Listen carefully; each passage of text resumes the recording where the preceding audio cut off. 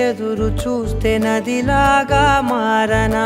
చైత్రమల్లె నువ్వు పూస్తే చిగురాకే అవ్వనా నన్నే వరించే యువరాజును అంట నీ